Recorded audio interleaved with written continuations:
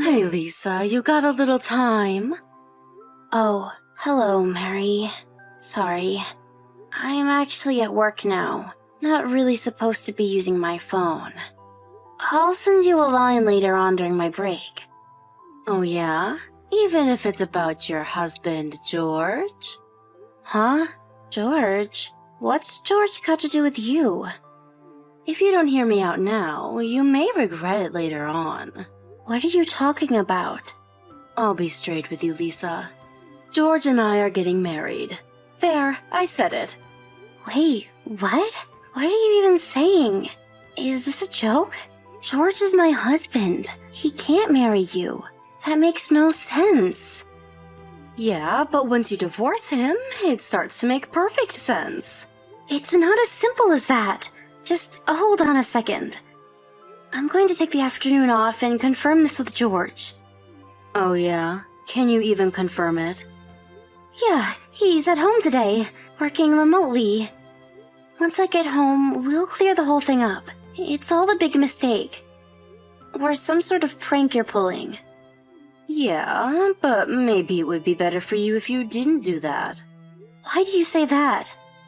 I don't know how to tell you this, but I'm at your place. Or should I say bed now with George. Not sure you want to witness that. Excuse me? Kinda naughty, don't you think? Making love with my younger sister's husband in their own bed. I can't get enough of it. This guilty pleasure. It's intoxicating. I just got a line message from George. So, it's all true, huh? This is not a joke. Just as I said, right? He even said I'm way more attractive than you. True that. He says he prefers older women. Who would have thought, huh? So it's decided. George is mine. End of story. That means you have no reason to come home. You're not wanted here. What about you? As I recall, you're married too. That's all taken care of. I was worried I wouldn't be able to pay him off, but good old George saved the day and settled that no problem. The divorce went through without issues just this morning. Good riddance to that guy. George paid it off. Huh. I'm surprised. When you got money, you got money. George is loaded. Do as you like, Mary. Hope you don't have any regrets. Oh yeah? I'm surprised you gave up so easily. I was expecting a bigger fight. I'll send the divorce papers over to Mom and Dad's place. Sign it and submit it at City Hall as soon as you can. You got that?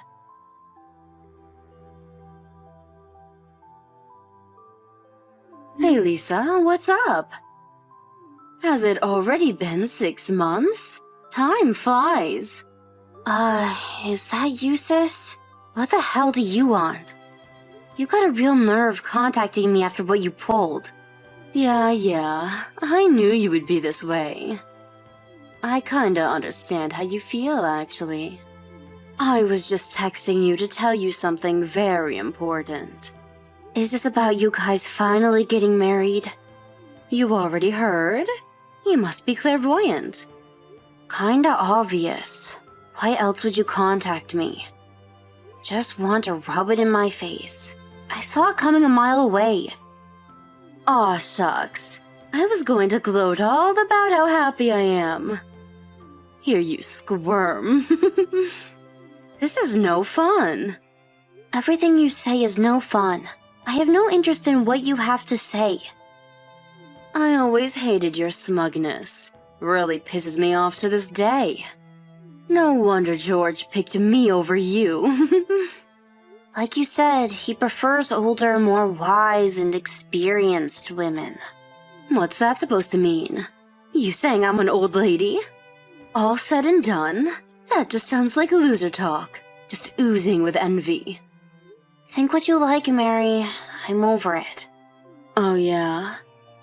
Well, if you hear what I have to say now, those feelings will come bubbling up again. I'm sure of it. What now? We're headed to Europe for our honeymoon. To Europe? Seriously? Yup, we're hitting the top spots. London, Paris, and Milan. I always wanted to see Italy. Can't wait. And here's the icing on the cake. We're having a little intimate wedding in Paris. Can't you believe it? George plans on spending upwards of $30,000 on the whole thing. I feel like a celeb. You're not serious. Where'd he get that kind of money? He's got money. That's another reason I married him. This is way beyond belief. I knew I would see those envy bubbles come burbling up. It's not really envy, more like astonishment. Astonished, envy, jealousy. It's all the same to you. You were always so mundane. Boring little relative-only wedding at a local church. You had like 2 of your best friends from high school attend, and that was it. What a total joke. You guys didn't even go on a honeymoon, did you? What a huge difference.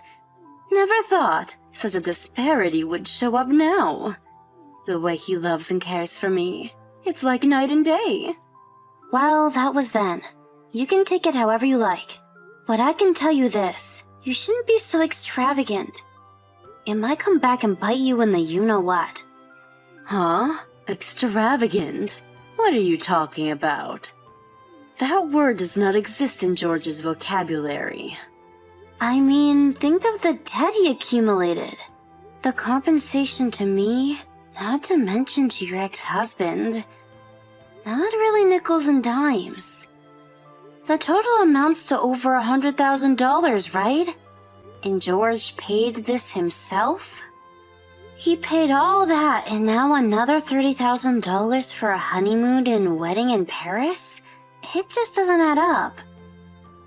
I was aware of his financial situation. He was left broke after we divorced. You can understand my alarm. There you go again. The green-eyed monster rears its ugly head. I thought you weren't jealous. I'm just warning you.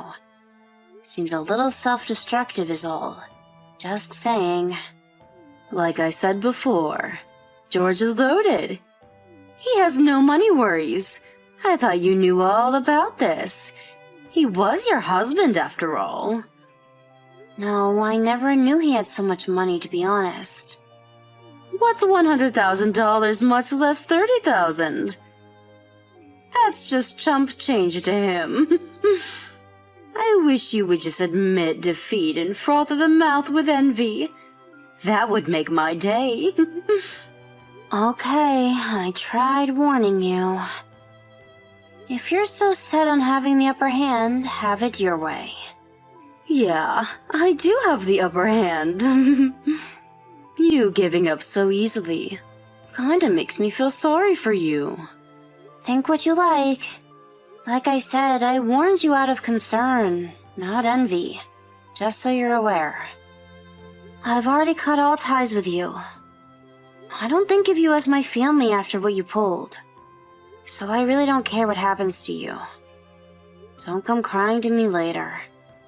I'm fine with that. That means you will no longer have any feelings for my George. That's exactly what I wanted.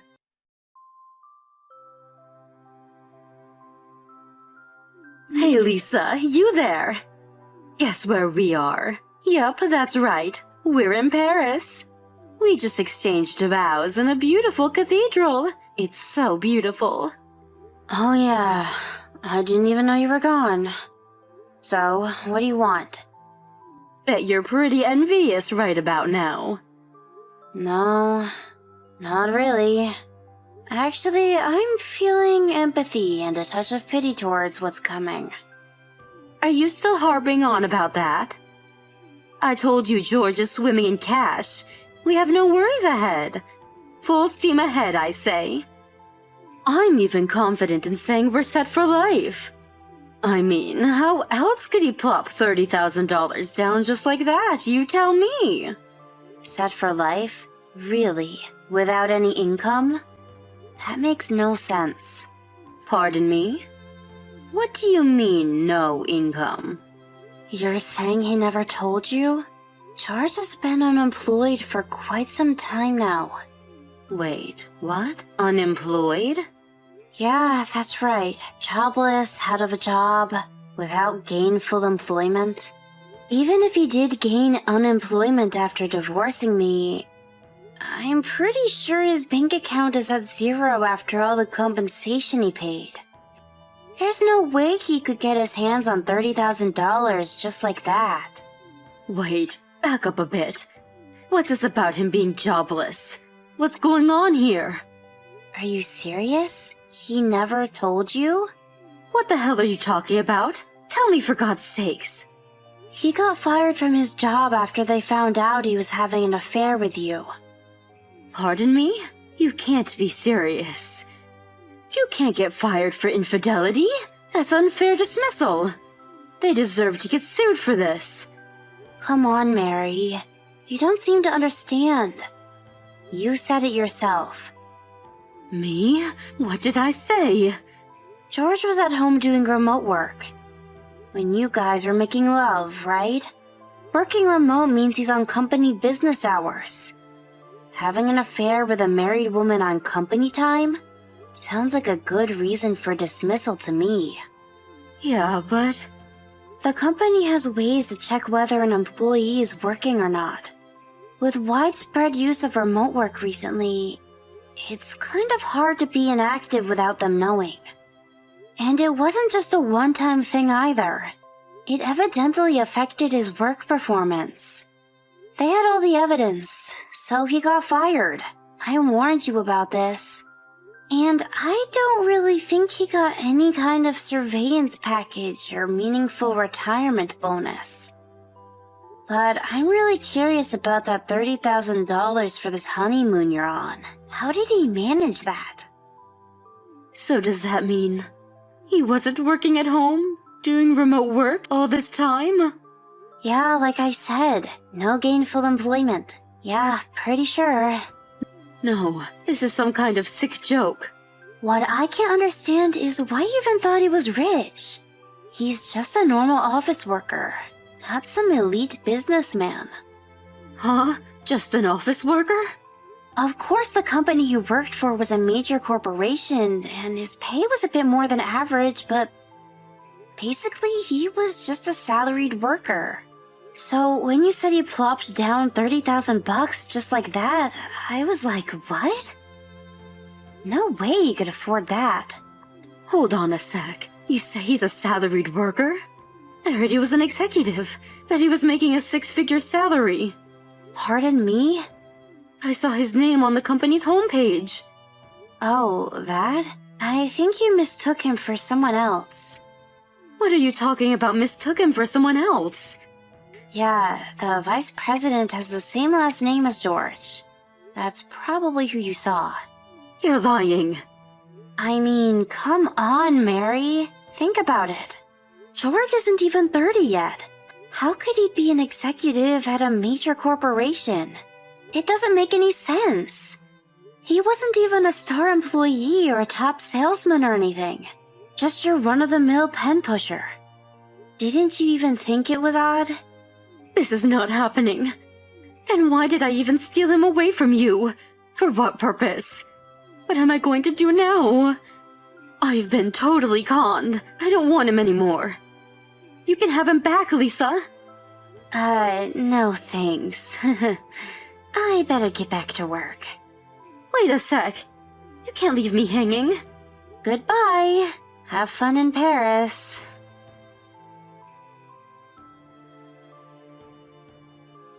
I later heard that the honeymoon ended right then and there. They cut it short and came back stateside, but they weren't able to get a refund for the extravagant trip.